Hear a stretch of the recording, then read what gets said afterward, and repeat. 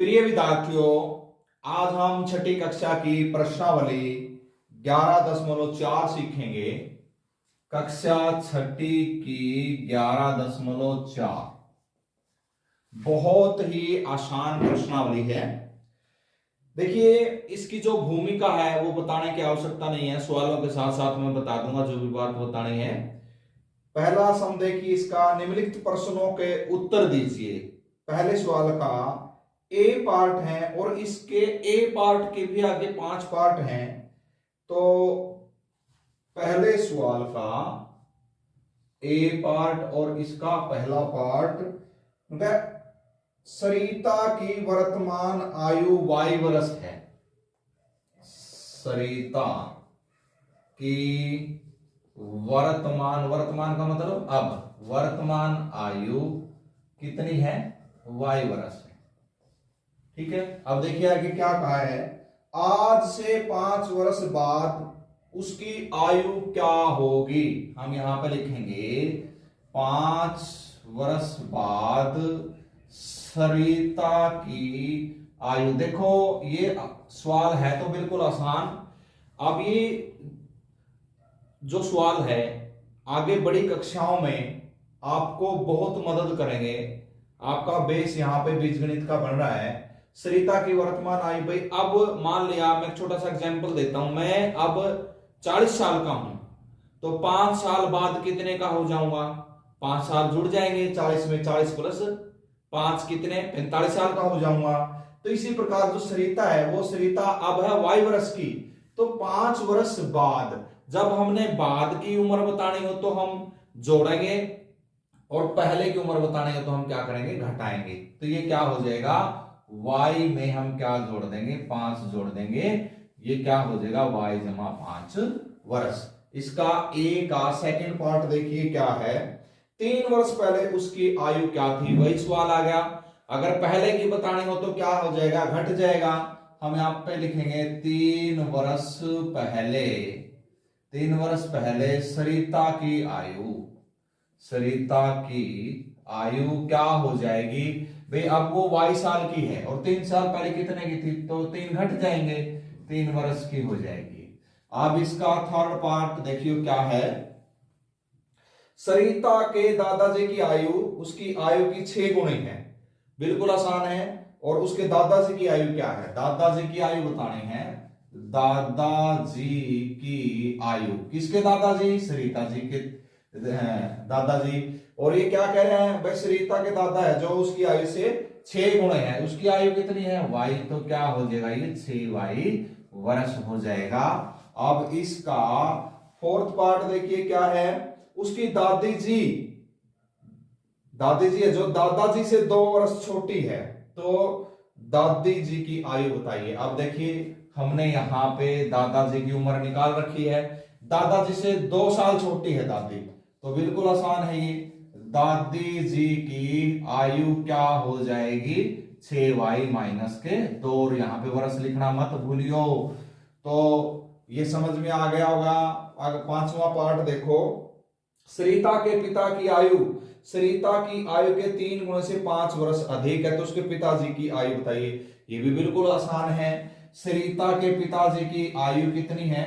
सरिता के पिताजी की आयु क्या है? सरिता की आयु का, सरिता की आयु का 3 गुना, और उससे क्या है? 5 वर्ष अधिक। तो ये क्या हो जाएगा? 3y, सरिता से 3 गुना और उसमें 5 जोड़ देंगे, तो ये क्या हो जाएगा? 3y जमा 5 वर्ष। तो प्यारे बच्चों, ये आपको पहला सवाल समझ में आ गया होगा। अब हम दूसरा सवाल करेंगे इसका। पहले सवाल का बी पार्ट, दूसरा नहीं है, बी पार्ट है इसका। पहले सवाल में ही कर रखे इसने पार्टीशन। तो देखिए क्या हो जाएगा ये दूसरा सवाल। देखिए, आप जब भी वीडियो देखें तो किताब लेके साथ तब देखनी है। किताब आप खोल के बैठोगे। हम ये प्रश्नावली 11.4 कर रहे हैं छठी क्लास की। तो पहले सवाल का बी पार्ट इसके भी इसी तरह है। देखिए क्या है। एक आयताकार हाल की लंबाई उसकी चौड़ाई के 3 गुणे से 4 मीटर अधिक है। यदि चौड़ाई b मीटर है तो लंबाई क्या है? हम यहाँ पे एक आयत बना लेते हैं, बिल्कुल आसान तरीके से समझ लेंगे इसको। ये आयत है, ये इसकी लंबाई है और ये क्या है? चौड़ाई है। ये क्या कह रहा है? यदि चौड़ाई b मीटर है, इसकी चौड़ाई कितनी है? b मीटर है। ठीक है, तो उनका लंबाई, एक आयताकार हाल की लंबाई और उसकी चौड़ाई, एक आयताकार हाल की लंबाई उसकी चौड़ाई के तिगुने से 4 मीटर कम है। चौड़ाई का 3 गुना 3b और क्या है? 4 कम है। ये सवाल बिल्कुल आसान है। तो हम क्या लिखेंगे? आयत की चौड़ाई दी गई है, ये आयत की चौड़ाई कितनी है? b मीटर है। तो आयत की लंबाई, कंडीशन दे रखी इसने, क्या कह रहा है भाई? चौड़ाई के 3 गुणे में से, चौड़ाई के 3 गुणे में से कितना है? 4 कम है। ये इसकी लंबाई आ जाएगी। अब प्यारे विद्यार्थियों, सी पार्ट देखेंगे हम इसका। सी पार्ट पहले के 5 पार्ट कर रखे इसने। देखिए सी पार्ट, एक आयताकार बॉक्स की ऊंचाई h सेंटीमीटर है, इसकी लंबाई ऊंचाई की 5 गुनी है और चौड़ाई लंबाई से 10 सेंटीमीटर कम है। तो बॉक्स की लंबाई और चौड़ाई और ऊंचाई के पदों में व्यक्त कीजिए। बिल्कुल आसान सवाल है ये भी। ये देखिए इसका सी पार्ट है, पहले पार्ट का सी पार्ट करेंगे हम। पहले पार्ट का सी पार्ट करेंगे, पहले का सी पार्ट। ये क्या कह रहा है? एक आयताकार बॉक्स की ऊंचाई कितनी है? h centimetre. आप साथ साथ में स्टेटमेंट पढ़ो और आंसर भी साथ साथ में आ जाएगा। बॉक्स की ऊंचाई बराबर कितनी है? h centimetre. कितनी है? h सेंटीमीटर है। उसकी लंबाई ऊंचाई की 5 गुनी है। तो बॉक्स की लंबाई क्या हो जाएगी? ऊंचाई की 5 गुणी, तो 5h सेंटीमीटर हो जाएगी। इससे 5 से गुणा कर देंगे। और लंबाई है जो, चौड़ाई है जो लंबाई से 10 सेंटीमीटर कम है।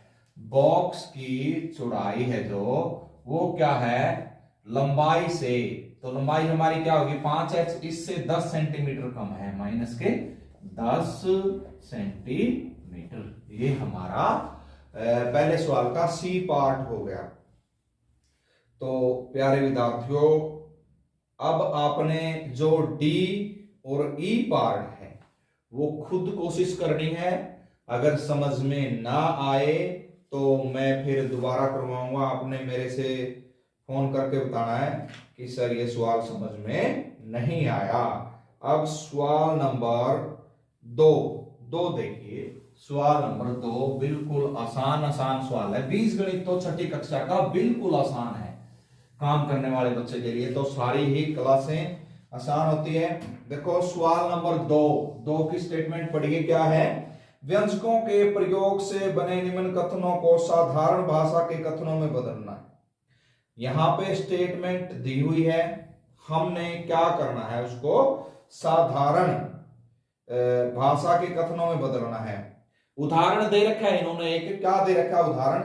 एक क्रिकेट मैच में सलीम ने 8 रन बनाए और नलिन ने R-15 रन बनाए। तो इसकी साधारण भाषा क्या बनेगी? नलिन ने सलीम से 15 रन अधिक बनाए। तो इस प्रकार हमने ये भाषा बना करके लिखनी है। दूसरे सवाल का ए पार्ट करेंगे हम।